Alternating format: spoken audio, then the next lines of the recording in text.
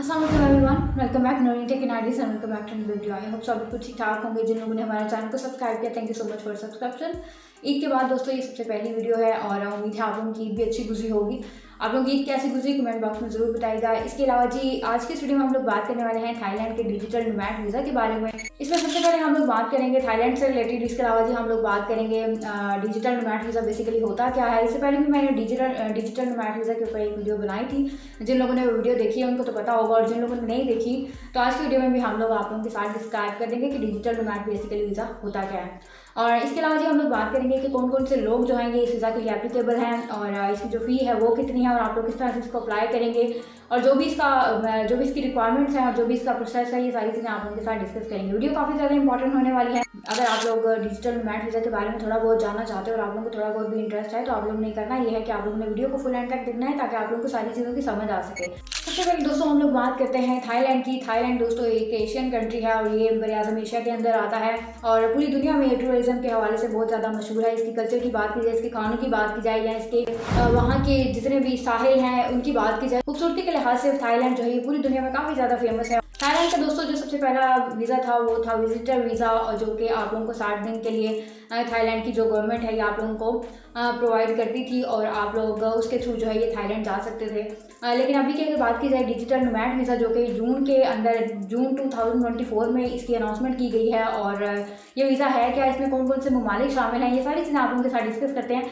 सबसे पहले दोस्तों बात करते हैं डिजिटल नोमैड वीज़ा। तो ये पहले जो था टूरिज्म वीज़ा की अगर बात की जाए तो ये 60 दिन का था, और अगर अभी की बात की जाए तो अभी जो आप लोगों को डिजिटल नोमैड वीज़ा दिया जाएगा स्पेशली उन लोगों को जो कि फ्रीलांसर्स हैं, या आप लोग बाहर की किसी भी कंपनी के साथ आप लोग मुंसलिक हो, आप लोग ऑनलाइन वर्क करते हो वहाँ पे, जैसे कि रिमोट जॉब्स होती हैं, आप लोग बाहर की थाईलैंड से बाहर जितनी भी कंपनीज़ हैं उनके साथ अगर आप लोग किसी भी कंपनी के साथ मुंसलिक हो अदर कंट्रीज़ की, तो आप लोग डिजिटल नोमैड वीज़ा के थ्रू आप लोग थाईलैंड जा सकते हो और आप लोग इसके लिए एप्लीकेबल हो। तो दोस्तों ये 5 साल का वीज़ा जो है आप लोगों को प्रोवाइड किया जाएगा, और इसमें आप लोगों ने 180 दिन के बाद जो है आप लोगों ने थाईलैंड को छोड़ना होगा और आप लोगों ने अपने मुल्क वापस आना है, और दोबारा आप लोग इमिग्रेशन के थ्रू जो है ये थाईलैंड दाखिल होंगे। तो इस तरह से आप लोगों ने जो है ये 5 साल जो है इस तरह से आप लोगों ने कवर करने होते हैं, और हर एंट्री के ऊपर आप लोगों ने $270 जो है ये आप लोगों ने अमाउंट जो है ये पे करनी होती है। ये होता है डिजिटल नोमैड वीज़ा और ये इनकी रिक्वायरमेंट्स है। अब बात करते हैं हम लोग के इसके लिए आप लोगों को जो आमदनी है वो कितनी शो करवानी पड़ेगी। अभी अगर दोस्तों बात की जाए तो गवर्नमेंट ने इसको एक्सप्लेन तो नहीं किया कि आप लोगों की जो एग्जैक्ट आमदनी है वो कितनी होनी चाहिए, लेकिन आप लोगों की जो 5 लाख थाई बात है ये आप लोगों के पास होनी चाहिए, और इस तरह से आप लोग इस वीज़ा के लिए अप्लाई कर सकते हैं। अब बात करते हैं कि थाईलैंड ने ये वीज़ा जो है ये क्यों मुतारिफ़ करवाया है। थाईलैंड ने बेसिकली ये वीज़ा इसलिए मुतारिफ़ करवाया है ताकि जो डिजिटल प्रोग्रेस है उसकी तरफ भी तवज्जो दी जाए। टूरिज़्म के हवाले से तो पहले ही वहाँ पे बहुत से लोग जो हैं वो वहाँ पे जाते हैं, और इसकी मईशत का ज़्यादातर इन्हिसार जो है ये टूरिज़्म पर ही है।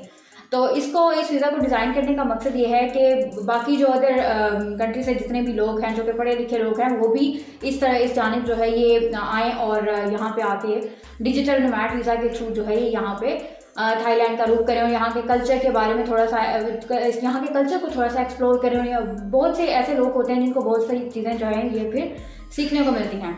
तो इससे होता यह है कि किसी भी कंट्री के अंदर जो भी लोग जाते हैं उनसे वो नए नए आइडियाज़ कुछ सीखते हैं, कुछ लेते हैं, कुछ देते हैं। इस तरह से एक तो डिजिटल प्रोग्रेस होती है, दूसरी ये होती है कि जो मईशत की बहाली होती है ये भी उस मुल्क के लिए बहुत ही ज़्यादा एक अहम रोल जो है ये प्ले करती है।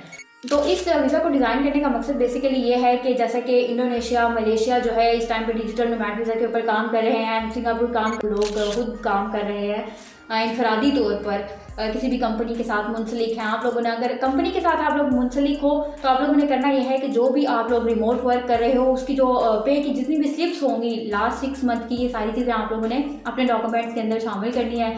इसके अलावा कंपनी का जो एग्रीमेंट है वो आप लोगों का ये सारी चीज़ें आप लोगों ने अपने एग्रीमेंट आप लोगों ने उसका जो एक फ़ोटोकॉपी है ये भी आप लोगों ने उसके अंदर सारी चीज़ें जो है ये आप लोगों ने एम्बेसी लेके जाए। तो इस तरह से दोस्तों आप लोग इस वीज़ा के लिए एलिजिबल हो सकते हो। बाकी जो भी डिटेल्स हैं ये आप लोगों को डिस्क्रिप्शन में मिल जाएंगे। तो इसके लिए दोस्तों सबसे इंपॉर्टेंट रूल्स ये हैं कि आप लोग थाईलैंड के बाहर जितनी भी कंपनीज़ हैं आप लोग उनके साथ मुंसलिक हो, और थाईलैंड के अंदर जो कंपनीज़ हैं आप लोग उसके साथ काम ना कर रहे हो, क्योंकि थाईलैंड के अंदर जितनी भी कंपनीज़ होंगे उनके थ्रू आप लोगों को डिजिटल नोमैड वीज़ा नहीं मिलेगा। आप लोग अमेरिका के जितनी भी कंपनीज़ हैं या आप लोग किसी भी अदर कंट्रीज़ की जितनी भी कंपनीज़ हैं, अब बात करते हैं कि इनमें कौन कौन से ममालिक शामिल हैं जो कि डिजिटल नोमैड वीज़ा के लिए एलिजिबल हैं। इनमें यूरोपीय ममालिक हैं, इसके अलावा मुत्तहिदा अरब अमारात की जितने भी कंट्रीज़ हैं, गल्फ़ कंट्रीज़ हैं, ये इसमें शामिल हैं। और इसके अलावा पाकिस्तान अभी तक इसमें शामिल नहीं है। और इसके अलावा यूरोपियन कंट्रीज़ हैं, अमेरिका है, कनाडा है, यूके है, इस तरह के जितने भी कंट्रीज़ हैं ये सारे जो है इसके अंदर शामिल हैं। बाकी जितने भी कंट्रीज़ की लिस्ट है ये आप लोगों को डिस्क्रिप्शन में मिल जाएगी। और इसके अलावा अगर आप लोग अप्लाई करना चाहते हैं इस वीज़ा को, तो आप लोगों को करना ये पड़ेगा कि आप लोगों ने थाईलैंड की जो ई वीज़ा की वेबसाइट है, इमिग्रेशन वेबसाइट है, वहाँ पे आप लोगों ने जाना है और आप लोग इसको ऑनलाइन खुद भी अप्लाई कर सकते हैं। इसके अलावा दोस्तों आप लोग अपनी एम्बेसी के थ्रू भी इसको अप्लाई कर सकते हैं। तो ये थी दोस्तों सारी इन्फॉर्मेशन, और ये थी डिजिटल नोमैड वीज़ा जो कि थाईलैंड ने हाल ही में इसकी अनाउंसमेंट की है। आई होप सो वीडियो आप लोगों के लिए काफ़ी इन्फॉर्मेटिव और हेल्पफुल रही होगी। तो मिलते हैं नेक्स्ट वीडियो में इंशाल्लाह, तब तक के लिए अपना बहुत सारा याद रखिएगा। लेकिन उससे पहले अगर आप लोग हमारे फेसबुक पेज पे या यूट्यूब चैनल पर न्यू हैं तो चैनल को सब्सक्राइब कर दें, फेसबुक पेज को फॉलो कर लें, ताकि इस तरह की मजीद इन्फॉर्मेटिव और इंटरेस्टिंग वीडियोस जो हैं आप लोगों को देखने को मिलती रहे। तो मिलते हैं नेक्स्ट वीडियो में इंशाल्लाह, तब तक के लिए अपना बहुत सा ख्याल रखिएगा। फी अमानिल्लाह।